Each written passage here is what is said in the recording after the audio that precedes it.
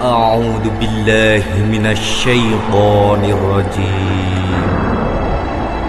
بسم الله الرحمن الرحيم Bismillah, Assalamualaikum warahmatullahi wabarakatuh. Alhamdulillah, Allahumma salli ala nabiyyina Muhammad wa ala alihi wa sahbihi ajma'in wa man tabi'ahum bi ihsan ila yaumiddin. Alhamdulillah, hadirin Allah muliakan.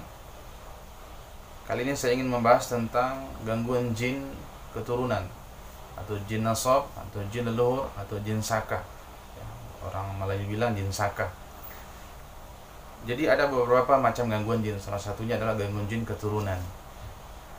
Yang ini terkadang kita tidak pahami ya, dengan kondisi diri kita ketika kita sakit yang berkelanjutan tidak sembuh-sembuh, bahkan sudah keliling melakukan pengobatan medis tapi tidak kunjung sembuh dan tidak menemukan obatnya ya, dengan penyakit yang agak aneh ya, penyakit yang agak aneh.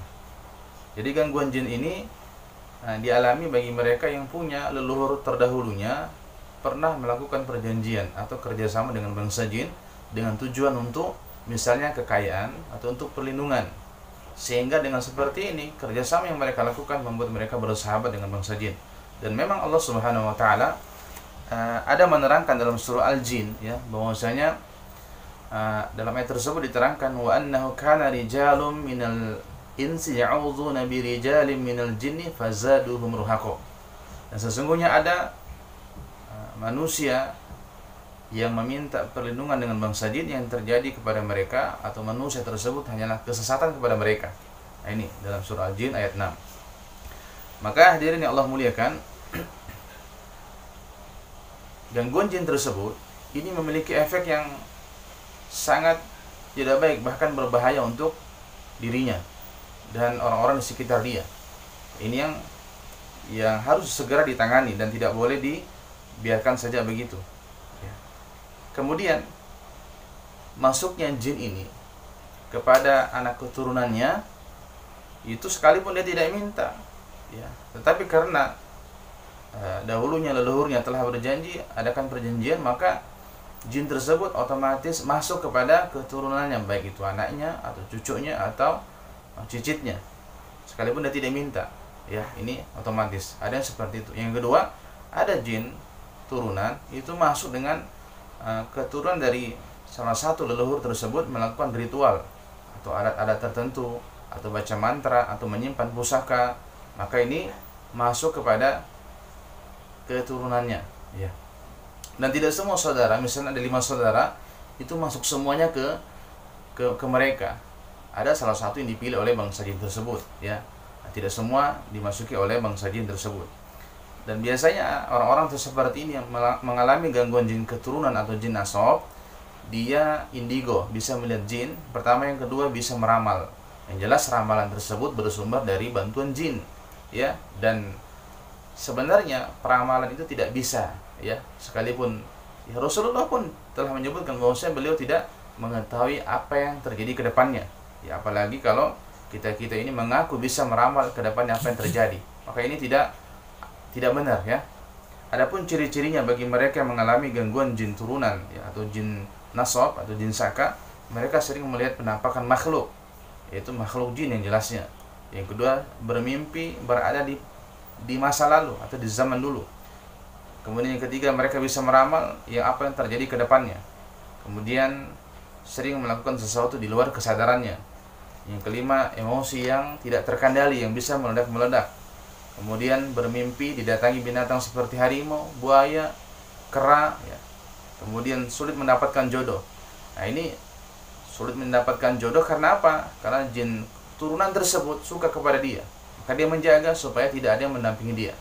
Maka bagi Anda yang masih jomblo saat ini dan tidak kunjung menikah, maka konsulkan kepada peruqyah yang syar'i. Coba konsultasikan masalah Anda. Mungkin bisa jadi terkena gangguan jin ya, baik dari orang atau jin ada yang suka atau jin turunan ya.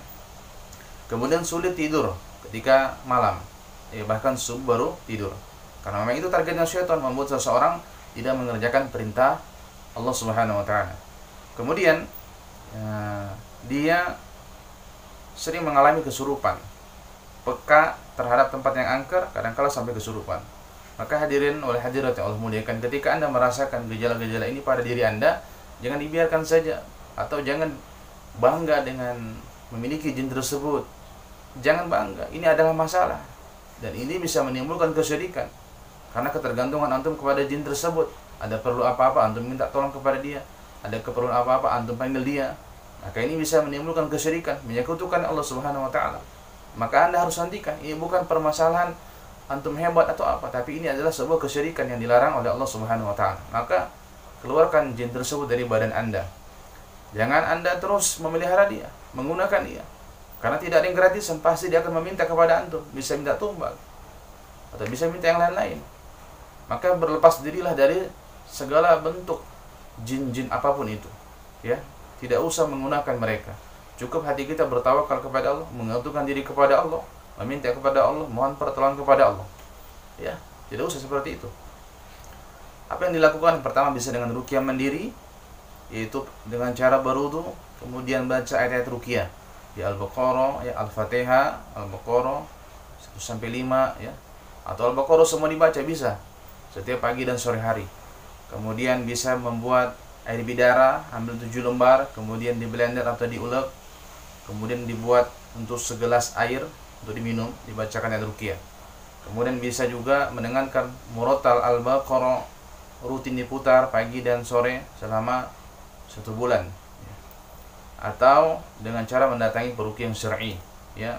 Jelas peruqyah syar'i, ya, bukan peruqyah yang mengandung unsur-unsur kesyirikan di dalamnya, seperti dia minta ayam atau beras kuning dibawa ke rumah orang tersebut. Ini tidak dibenarkan, ya.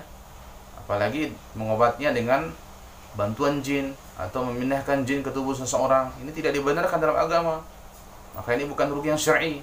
Dan ketika melakukan pengobatan, maka jangan terkesan dengan penampilannya, sekalipun dia seorang laki-laki yang bersorban berjubah, itu kan, pegang tasbih. Tapi kalau yang dia lakukan ketika mengobati Anda itu bertentangan dengan syariat agama, ya, maka tinggalkan. Yang dilihat adalah caranya pengobatannya, bukan dilihat penampilannya. Kalau bertentangan dengan syar'i apa yang dilakukan, maka tinggalkan. Tidak usah antum terus ikuti, ya.